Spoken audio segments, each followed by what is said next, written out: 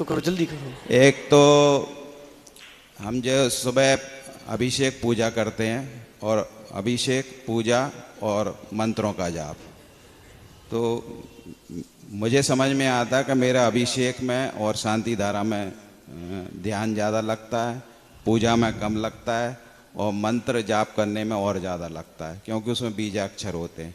एक तो इसमें हमें कहाँ पे पुण्य ज़्यादा मिलता है, एक जिज्ञासा ये है।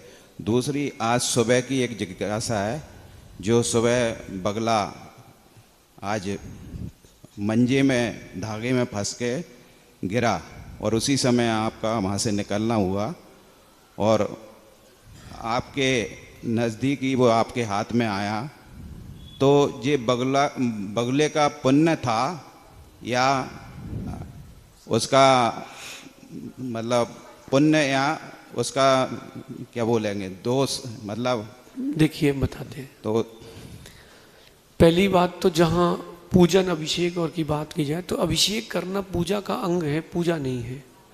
अभिषेक आपने अगर कर लिया है मात्र तो वो अधूरा है। अभिषेक किया है अगर आपने तो वो आपकी भगवान की आराधना अधूरी कहलाएगी। आपने रोटी रोटी खाई, दाल सब्जी नहीं मिली।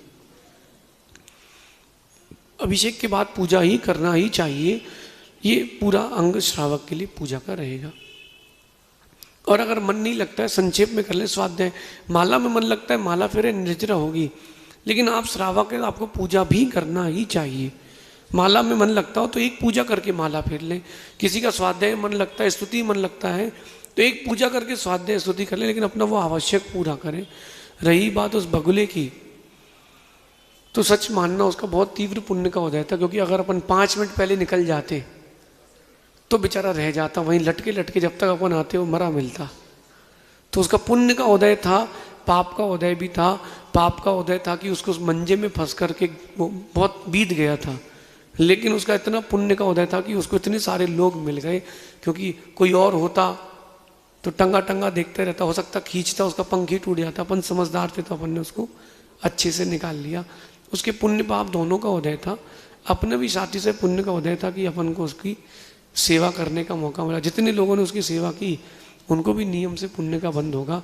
अब आप लोगों से कहना है जो पतंग उड़ाते हैं, पतंग मत उड़ाया करो। कभी तुम्हारे अपनों का जब ऐसे घात होगा तो मालूम चलेगा। कई पक्षी कट के मर जाते हैं, उनके पंख कट जाते हैं, गाड़ियों के नीचे आ जाते हैं। कितनी वेदना होती वही जानते, वो बेचारे मूक हैं। कम से कम ऐसी क्रियाएं तो ना करें। और कभी जाएं कहीं मंजा लटक रहा हो तो खींच के अलग कर दें। आपका 1 मिनट हो सकता है किसी की जान बचा दे, ऐसा समझें।